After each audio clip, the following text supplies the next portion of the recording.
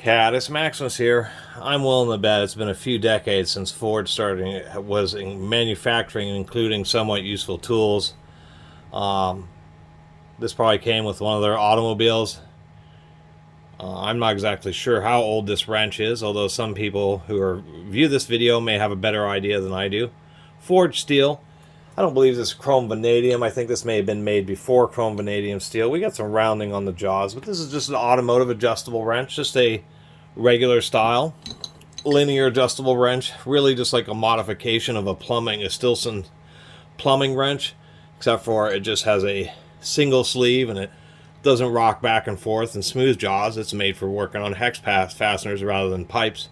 But of course, the issue, besides this thing really needs some lubrication, let me do that right now, is the way these are kind of designed is the fact that the larger the fastener that you work on, the less torque you have.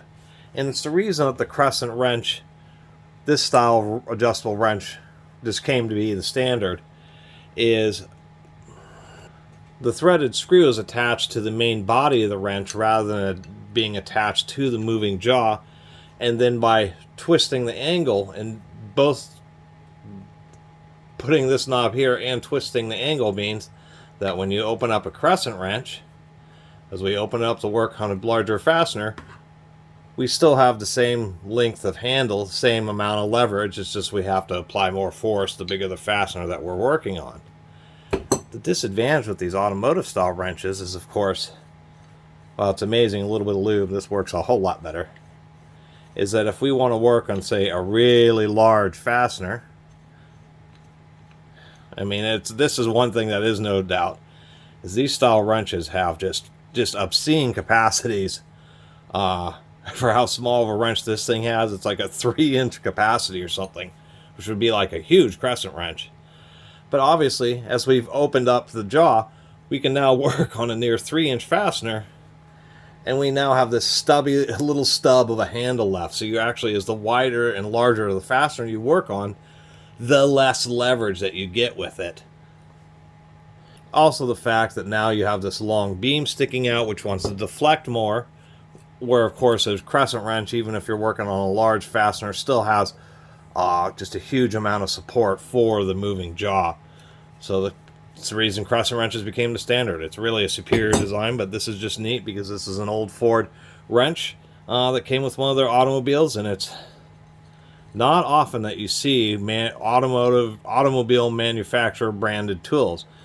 And I actually think it's something that Ford kind of missed the bus on, because to tell you the truth, and I think a lot of my viewers might agree, that if Ford continued to have a hand tool division now in 2023, that would probably be a multi-billion-dollar tool company. They easily could have made cars as well as just had a huge hand tool division.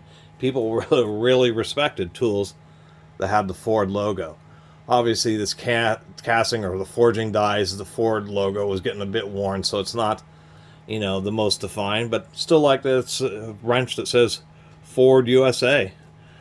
The only other thing worth noting is at the end of the wrench there's a 3/8 square, so obviously there's something, adjustments or plugs, but it is indeed a 3/8 square, and if they put a detent in it, then you could have used the wrench as kind of like a spinner handle for sockets.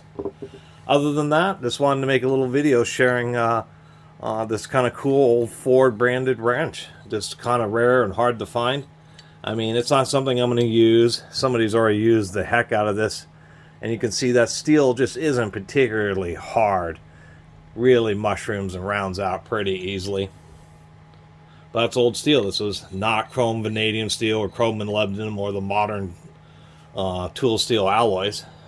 Probably just a high carbon steel.